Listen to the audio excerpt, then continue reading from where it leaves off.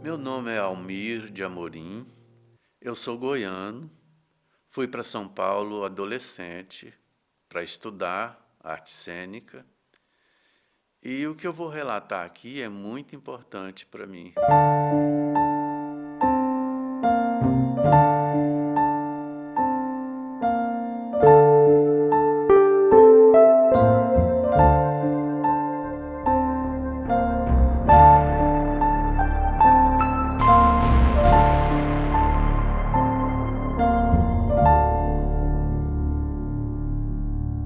Eu conheci o Almir em São Paulo, quando eu estava no início da minha carreira.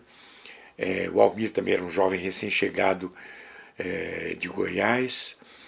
E o Avancini, ele gostava de trabalhar com gente jovem. Então ele convidou o Mário e o Almir para serem assistentes lá no Canal 9 e participar. Então a gente tinha um convívio diário. E além de tudo, nós tínhamos também, do ponto de vista político, um alinhamento. Nós todos estávamos lutando contra a ditadura, né? Resistindo contra o golpe.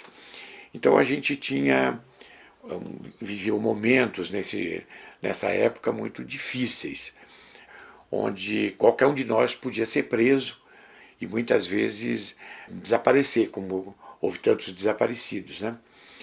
E o Almir, eu me lembro que tinha um seminário de dramaturgia, se não me engano, esse seminário era lá no próprio Teatro de Arena. Ele começou a escrever. O Almir escreveu um grande texto, né, que nós tentamos de várias maneiras montar, mas parecia que não era o momento. Né? Eu tenho pensado até que o momento da dramaturgia do Almir é agora. Entende? Eu acho que agora existe um espaço de compreensão capaz de absorver aquilo que o Almir se propôs a fazer, porque era uma aventura de muita invenção e de muito risco.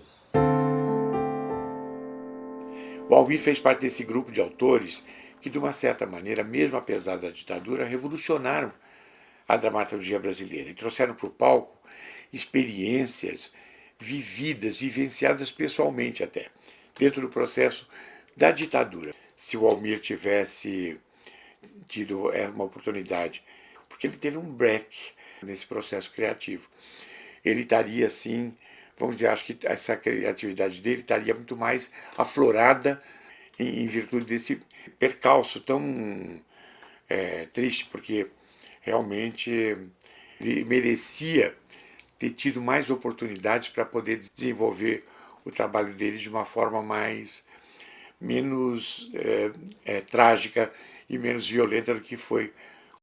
A minha carreira foi extremamente prejudicada pelo tipo de tratamento e violência que esse governo impôs sobre os artistas, os estudantes, enfim, qualquer pessoa que desejava expressar o seu descontentamento.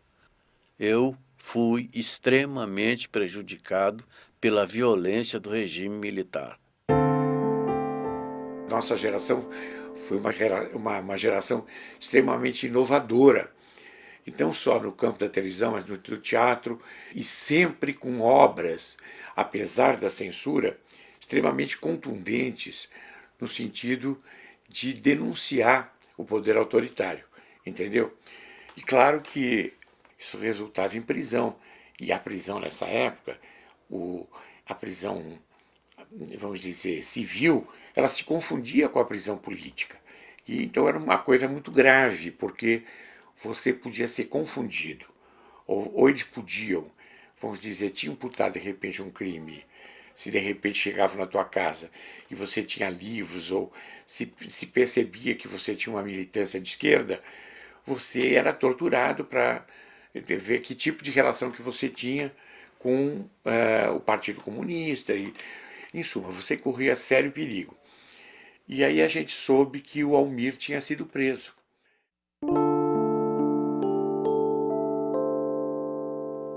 A perseguição política à minha pessoa se deu porque eu estava envolvido em movimentos sociais e de contestação contra a ditadura.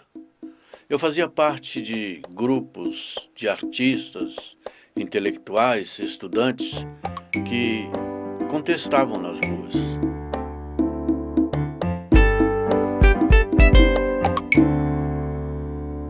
Fim do ano de 1970, Rio de Janeiro. Eu fazia parte do elenco do Hair. A peça foi censurada, teve suas idas e vindas, porque as obras, cinema, teatro, shows e manifestações eram vigiadas pelos departamentos de censura. Numa noite desse mesmo ano de 1970, no Rio de Janeiro, havia terminado o espetáculo Hair, do qual participava, com alguns colegas. Estavam subindo para Santa Teresa, para nossa casa, um casarão, e uma vizinha veio correndo nos avisar que a casa tinha sido invadida por soldados do exército, acompanhados de pessoas a paisano e armados. Quando chegamos em casa, havia roupas rasgadas, tudo quebrado, as paredes pichadas com dizeres agressivos e vingativos, e havia desaparecido uma foto, a primeira foto da minha vida. Essa casa foi invadida 2 vezes.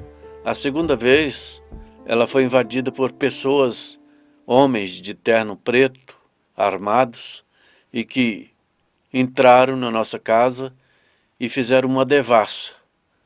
Quebraram, jogaram livros fora, rasgaram alguns. A partir daí, dessas invasões e de outros acontecimentos obscuros, pessoas vigiando o nosso comportamento, a minha foto que foi levada, eu tive certeza, eu sabia que eles estavam me procurando, eles queriam me pegar, e eu tive medo, muito medo. Até hoje eu tenho medo. 19 de maio de 1971, por volta do meio-dia e 15, eu fui preso por soldados militares armados, fui algemado e conduzido numa viatura para uma delegacia na Frei Caneca, em São Paulo. Lá, passei durante o dia com outros presos até o início da noite, quando fui transferido para o Carandiru. E lá eu fiquei por alguns dias, quando eu fui transferido para o manicômio judiciário de Franco da Rocha, como preso de alta periculosidade. Era um argumento que a psiquiatria, que era instrumento de repressão, usava para me anular a minha pessoa, como artista, como convivente do meio social. Enfim, eu não tinha mais nenhum futuro, não tinha como retomar os meus trabalhos. Eu estava literalmente fora de cena.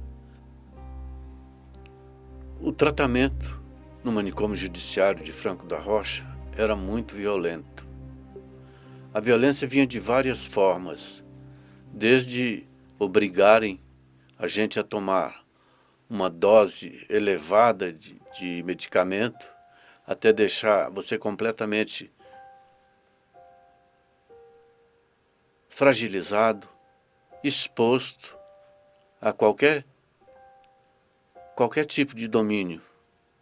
Outra forma de violência era o tratamento dos funcionários, os chamados capa-brancas.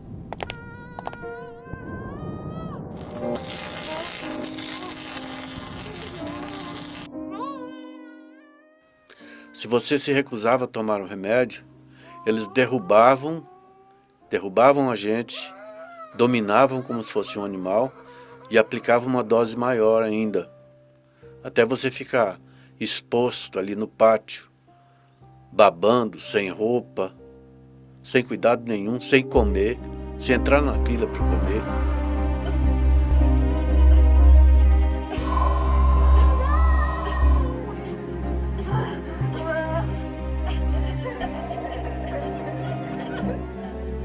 Às vezes socorrido por alguns dos colegas que estavam pelo pátio, que colocavam comida na boca dos colegas. Ou ainda uma outra forma, que era colocar na isolada, que era uma cela onde a pessoa ficava nua, onde a gente ficava completamente nu, exposto ao frio e com uma lata para os serviços sanitários, como eles diziam, e um pedaço de lençol que muitas vezes era induzido ao interno, à pessoa ali, naquela cela isolada, a construir a Teresa, a fazer uma corda e se enforcar, suicidar.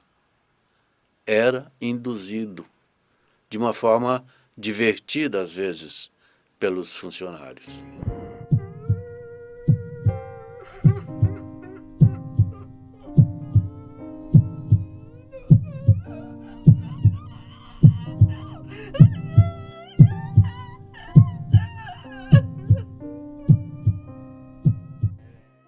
A gente, nessas condições de fragilidade em que eles muitas vezes colocavam,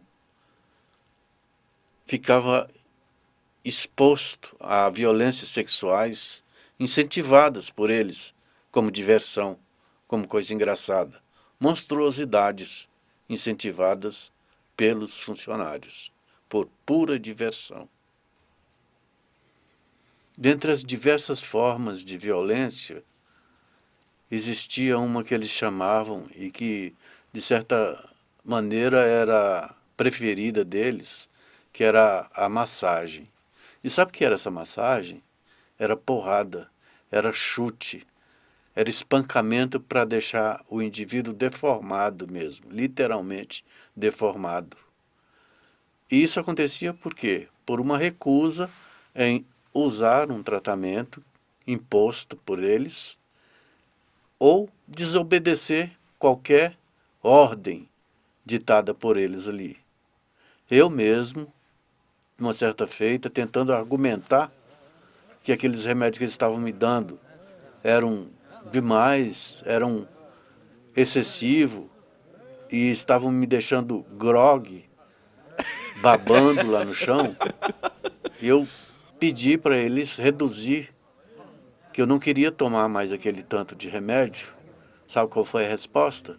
Eles me derrubaram no chão, dominaram, não sei quantos deles, me jogaram no chão, amarraram e aplicaram uma dose maior nas minhas nádegas.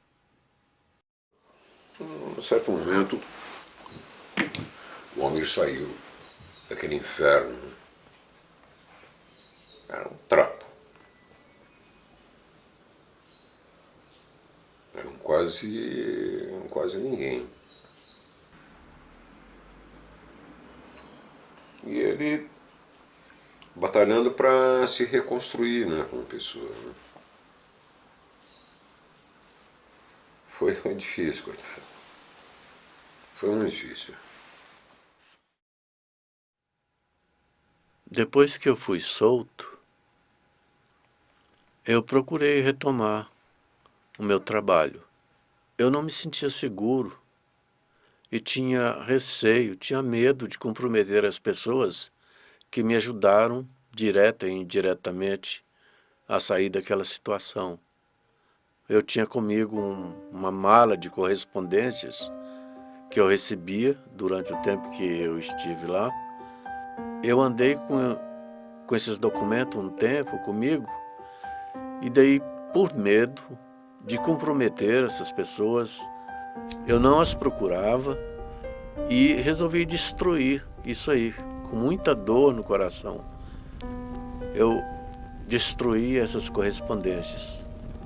Junto com essas correspondências, eu tinha um único documento meu, eu resolvi destruir, queimei esse documento, importantíssimo para mim, com medo.